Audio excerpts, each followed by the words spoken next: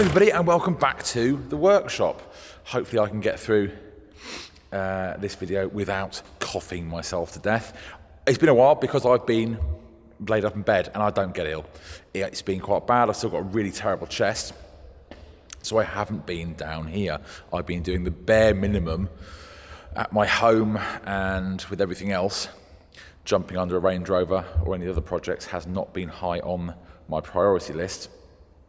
And there have been a few massive changes down here.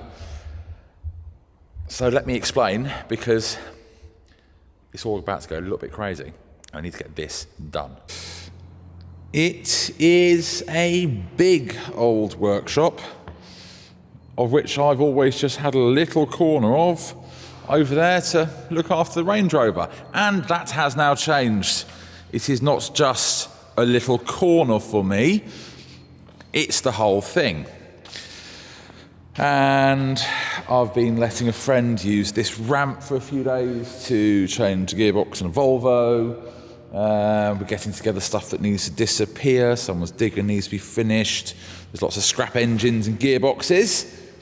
But it does mean, apart from the fact I need to tidy up, hence all my toolboxes are here and everything, I now, because I can actually spread out a little bit, I can get this emptied out properly because I have enough space, so I can see what I'm dealing with now is starting to move further forward in the car, because we are missing really important bits.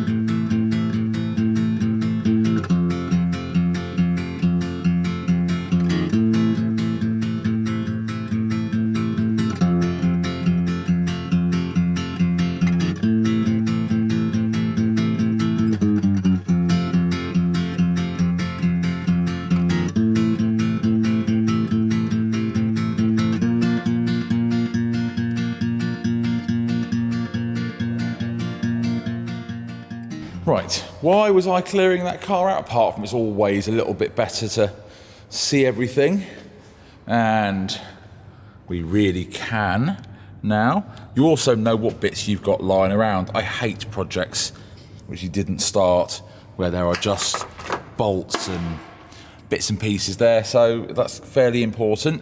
But we're back to having no boot floor, and the tank's out. Why is that then? Well, I need a break from welding. You need a break from welding, with what you're watching.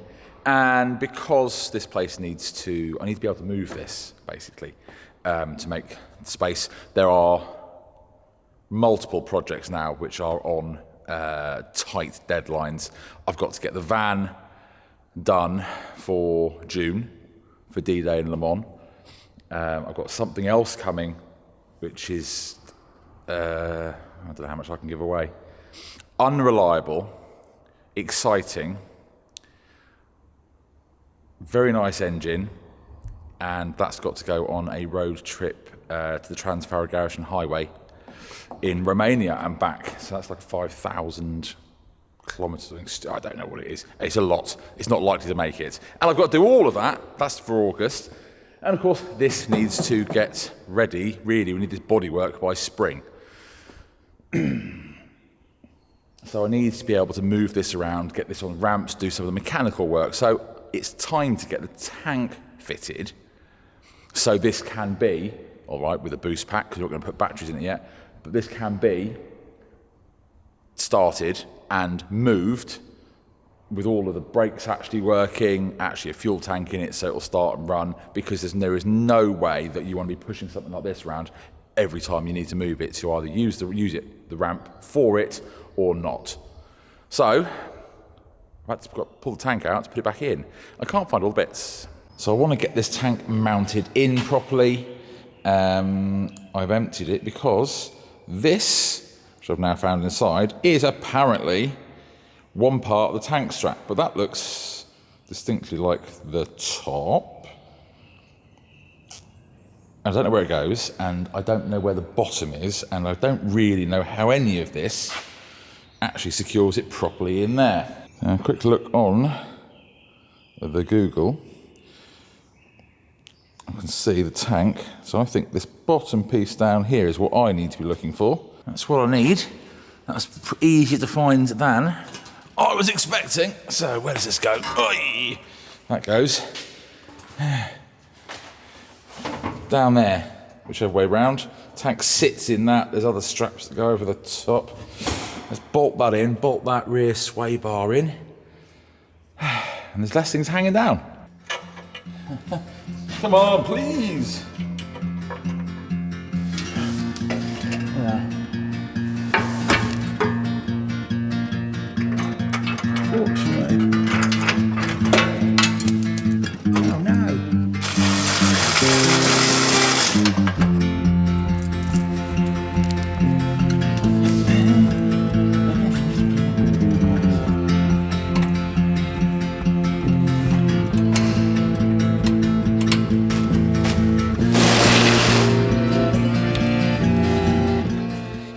Then, so that anti-roll bar is now mounted loosely. I can do that all when it's on the ramp, see, it's not gonna anything. That's the bottom tank strap. I can drop the tank in now, it won't fall out the bottom, and I can sort of plumb it in, and then I'll worry about the top tank strap after that, because that needs painting.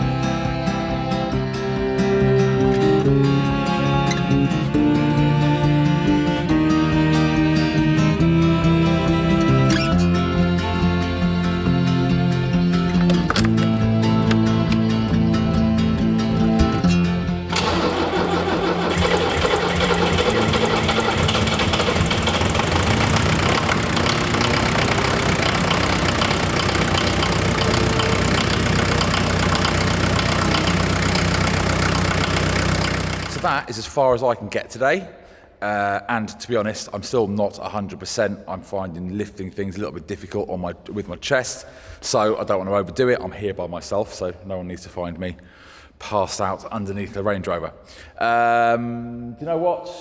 Now I'll be able to put it onto the two-poster ramp, which is here, so I can get all the wheels off, sort out the brakes all round, the rest of it, so it can move on its own, which is a major, major step. Plus, because I can put it onto the ramp and off easily, I can do loads of the welding now at eye level rather than bending over on this ramp, which means we can really, really get a move on with this, because this needs to get done, dusted, out the way, so I can get on with that and the new mystery car, which is on its way. So, I'll see you tomorrow. Thanks so much for watching.